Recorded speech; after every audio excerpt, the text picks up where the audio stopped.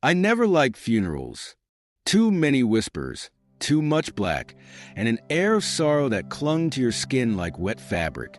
But there I was, sitting beside Laura, my wife of 6 years, as we buried Thomas, her estranged uncle, or so I thought. Thomas had always been a shadow in the background of Laura's family stories. He keeps to himself, she'd say when I'd ask why he never showed up at holidays. We're not close. Yet here she was, inconsolable, sobbing into a tissue like she had just lost her father. I chalked it up to the somber atmosphere. Funerals bring out strange emotions in people, right? But then I noticed her body language, hands trembling, avoiding eye contact. I couldn't shake the nagging feeling that there was more to her tears than grief. The service ended, and we drove home in silence. Laura's red-rimmed eyes stared out the window, and every attempt I made to comfort her was met with a distant, mumbled response. I was trying to be understanding, but a little voice in my head was screaming for answers. I didn't push, though. Not yet. The next few days were odd. Laura became distant, distracted. She'd sit on the couch, scrolling aimlessly on her phone, only to jump when I entered the room. At night, she'd slip out of bed, claiming she couldn't sleep. But one night, I heard the creak of the front door and the faint sound of her car starting. That was the moment I knew something was wrong. "Where did you go?" I asked the next morning, trying to sound casual. She froze, then turned back to the kitchen sink. "Just went for a drive. I needed to clear my head," she replied, her voice tight. I didn't believe her, but I let it go for now. A few days later, I found her in the garage, rummaging through a box of old family photos. When I asked what she was doing, she spun around, clutching a picture of Thomas. I just wanted to feel close to him," she said, tears welling up. But something in her voice cracked, and I couldn't shake the feeling that her grief wasn't entirely honest. It wasn't until the following week that my suspicions turned to action. Laura said she was going to see her friend Melanie. But when I called Melanie to confirm just a casual chat, of course she seemed genuinely confused. "Laura? No! I haven't seen her in weeks." That night, I waited for Laura to leave. I followed her car, keeping my distance as she drove across town to an old, abandoned warehouse on the outskirts. I parked a block away and watched as she slipped inside. 10 minutes passed, then 20. Finally, a man emerged from the shadows, handing her an envelope. My chest tightened as I watched her tuck it into her coat. They exchanged a few words before Laura hurried back to her car. When she got home, I was sitting in the living room, waiting. "How was Melanie?" I asked, feigning nonchalance.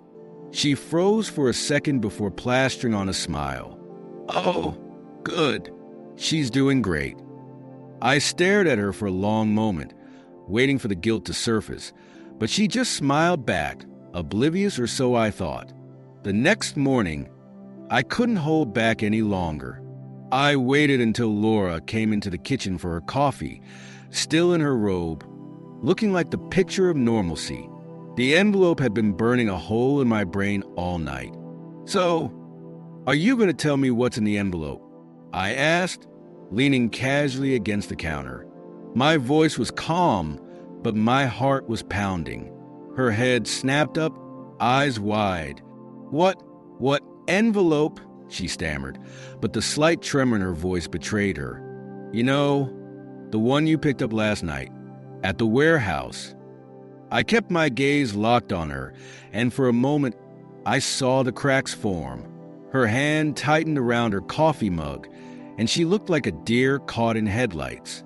"I don't know what you're talking about," she said, but her voice lacked conviction. I pushed off the counter and took a step closer. "Cut the crap, Laura. I followed you. I saw the guy. I saw the envelope. So don't stand there and insult my intelligence." Her face crumpled, and for a moment, I thought she might come clean, but instead, she turned defensive. How dare you follow me? What the hell is wrong with you? What's wrong with me? I barked, my voice rising. What's wrong with you? Sneaking out in the middle of the night, lying to my face? What is going on, Laura? She didn't answer, just shook her head and tried to walk past me, but I blocked her path. No, you don't get to walk away from this. That's when she broke. Tears spilled down her cheeks, and she sank into a chair, burying her face in her hands. It's not what you think, she sobbed. I swear, it's not what you think. I wanted to believe her, but the weight of her lies hung heavy between us. Then tell me, what the hell is going on? And that's when she dropped the bombshell. It's Thomas, she said, her voice barely above a whisper. He's not my uncle. He never was. My blood ran cold. What do you mean? She looked up at me, her face pale and streaked with tears. He was my ex. We were together before I met you. When we broke up, he convinced my family to pretend he was some distant uncle so he could stay in my life. I stumbled back, trying to process her words. You're telling me you had an affair with your so-called uncle?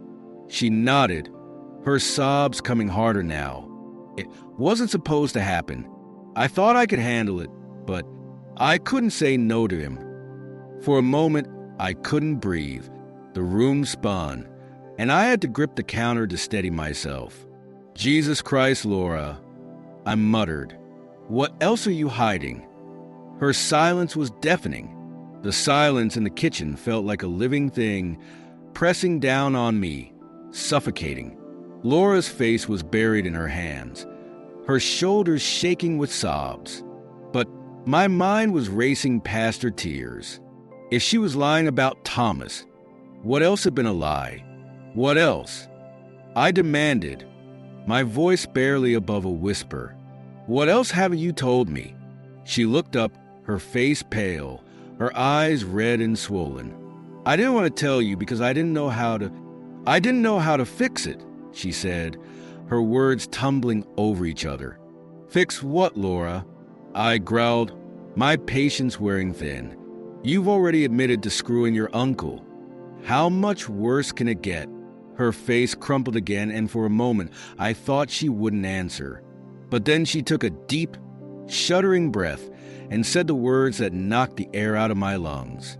Thomas wasn't just in my life for me, she confessed. He was using me. Us. What the hell does that mean?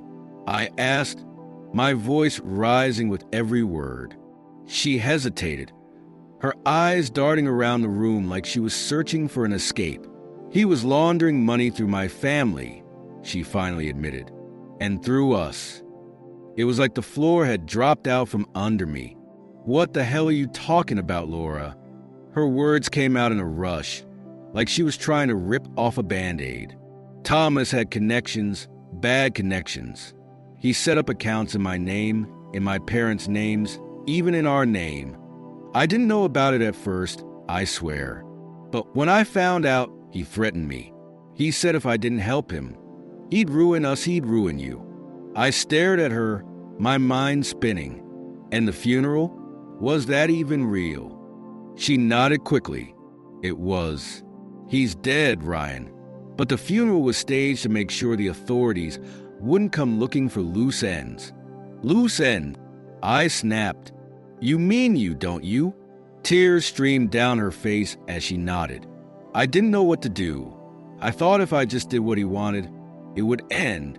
But then he died, and everything started falling apart. I sank into the chair across from her, my head in my hands. My whole life, our whole life was a lie. Jesus Christ, Laura, I muttered. How deep are you in this? She didn't answer, and her silence told me everything I needed to know. That I sat there, staring at her like she was a stranger, and she wasn't she? The woman I thought I knew, the woman I married, had somehow been running money through our accounts for a dead criminal she used to screw. I didn't even know what to say, so I started with the simplest thing I could think of. "Are we in danger?" I asked, my voice eerily calm. She hesitated, and that hesitation told me more than her words ever could. "I don't know," she admitted finally, her voice trembling. "Thomas handled everything, and now I don't know who else might come looking." I let out a sharp, humorless laugh. "Fantastic. So, not only have you been lying to me, but now I've got to worry about some thugs showing up at my door with a gun." "I didn't mean for any of this to happen," she cried, her voice breaking. "I was trying to protect you, to protect us." "Protect us?" I barked, standing so quickly my chair screeched across the floor. "By screwing your ex and letting him drag us into a criminal enterprise?" "Yeah, Laura, real protective." She flinched at my words, and for a moment I almost felt bad. Almost. "Why didn't you tell me sooner?" I demanded. "Why didn't you let me help you before it got this far?" "I was scared," she whispered. "I thought I could fix it before you found out. I didn't want to lose you." "Well, congratulations," I snapped, "because you might have just managed to screw that up, too." The words hung in the air between us, heavy and final. For the first time, I saw a real panic in her eyes. "Ryan, please," she begged, reaching out for me. "I know I screwed up. I know I've hurt you, but I need you now. We can fix this together. Please don't give up on me." I stared at her, torn between fury and heartbreak. This was the woman I had promised to love for better or worse. But this was worse than anything I'd ever imagined. And yet, despite everything, part of me still wanted to save her. Save us. But could I? "You're going to tell me everything," I said finally, my voice low and dangerous. "Every single detail. No more lies, no more secrets. If you hold anything back, Laura, I swear to God I'm done." She nodded frantically, her tears spilling over again. Okay, I'll tell you everything." And so she did. For the next hour, she laid it all out, the accounts, the threats, the money. Every sordid detail felt like another punch to the gut, but I listened. I had to. When she finished, the room fell silent again. I sat there, my head in my hands, trying to figure out how the hell we'd gotten here. I didn't know if I could forgive her, if I could trust her again. But one thing was clear. If we didn't act fast, we'd both go down with Thomas's mess. And I wasn't about to let that happen. By the time Laura finished spilling her guts, I felt like I'd aged 10 years. Every word she said dug the knife deeper. Thomas had used her and, by extension, me as pawns in some elaborate money laundering scheme. And now that he was dead, it felt like the wolves were circling. The question was, what the hell do we do now? "We have to go to the authorities," I said finally, breaking the silence. It wasn't a suggestion. It was a statement of fact. "No," Laura said immediately, her voice sharp. "You don't understand. If we do that, they'll think I'm just as guilty as Thomas. They'll think we're both guilty. And what if the people he was working with find out? What if they come after us? So your solution is, what? Hide. Run. Just wait for them to show up at our door." My voice rose with each word, and Laura flinched. "I don't know," she admitted, her hands twisting in her lap. "But going to the police could ruin us." "You think this is a life? Sitting here, waiting for someone to figure it out? Because let me tell you something. They will figure it out.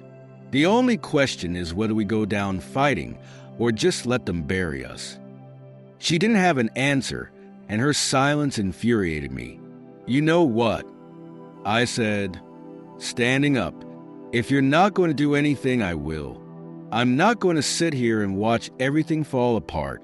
"Wait," she said, grabbing my arm. Her eyes were wide, pleading. If we go to the police, we need to have a plan. Something that makes it clear we're victims in this, not accomplices. I pulled my arm away, but I didn't leave. As much as I hated it, she was right. If we went in blind, they'd tear us apart. Fine, I said through gritted teeth. Then we start with the accounts. Show me everything. Over the next few days, we went through everything: bank statements, emails, transactions that Thomas had orchestrated through her name. It was worse than I imagined. The money was funneled through a web of accounts so convoluted that it would have taken a forensic accountant weeks to untangle. But one thing was clear: Laura's name was all over it. Jesus Christ. I muttered as I scrolled through the latest statement. Do you even realize how this looks? It's like you were his partner. I wasn't, she said quickly. You have to believe me, Ryan. I was just doing what he told me to. I didn't even know half of what was going on. I wanted to believe her.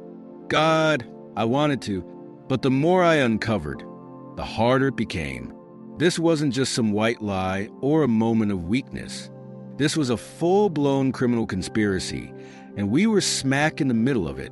When we'd gathered everything we could, I sat down and stared at the pile of evidence. It felt like looking at a ticking time bomb. One wrong move, and it would all blow up in our faces. We need a lawyer, I said finally. Someone who knows how to handle this. Laura nodded, her hands shaking as she clutched her coffee mug.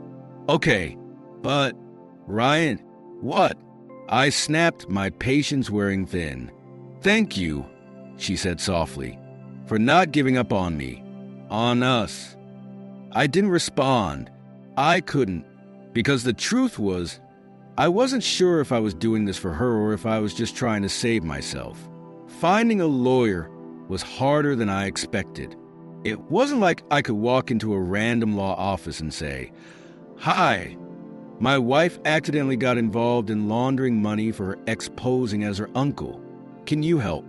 But after a few calls and a lot of vague questions, we found someone, a no-nonsense criminal defense attorney named Evelyn Pierce.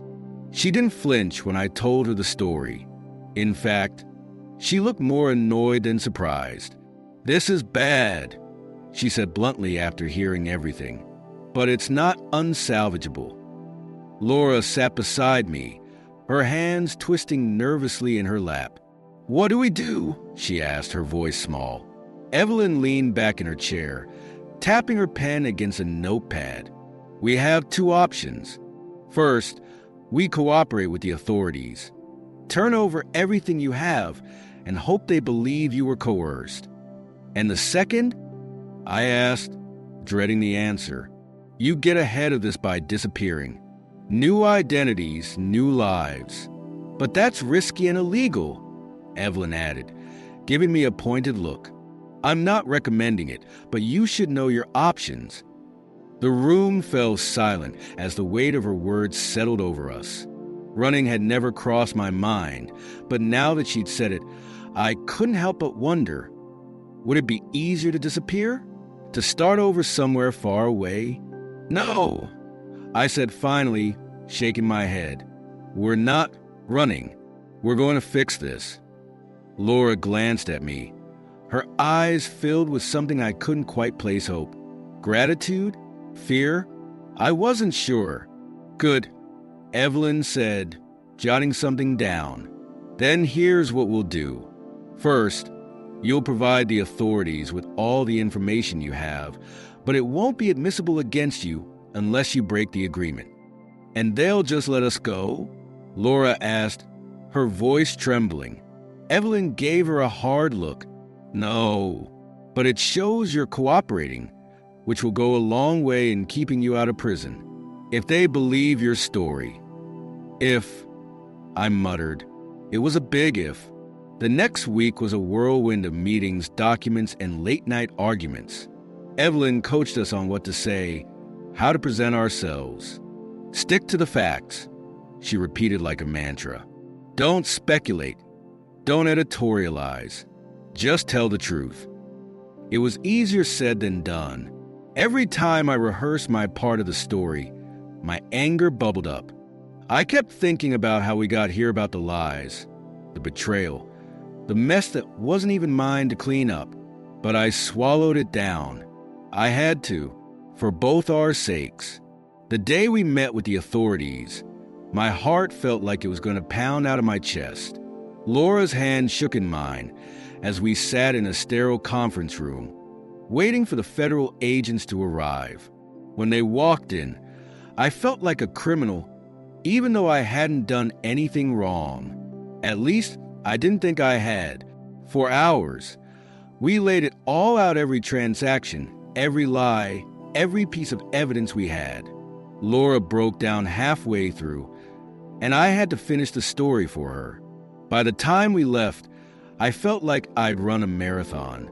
"You did good," Evelyn said as we walked out. "Now we wait." "Wait for what?" I asked, though I wasn't sure I wanted to know. "To see if they believe you," she replied. "And if they don't, well, we'll cross that bridge when we come to it." The waiting was unbearable. Days turned into weeks, and every ring of the phone sent my heart into overdrive. Laura and I barely spoke, the weight of our circumstances suffocating any semblance of normalcy. I threw myself into work, trying to find some sense of control in a life that had spiraled beyond my grasp. Finally, Evelyn called. "They want to meet again," she said, her voice unreadable. "This could be good news, or it could be the beginning of something worse. Be prepared." Prepared for what? Prison? More revelations? Another bombshell that Laura had conveniently left out?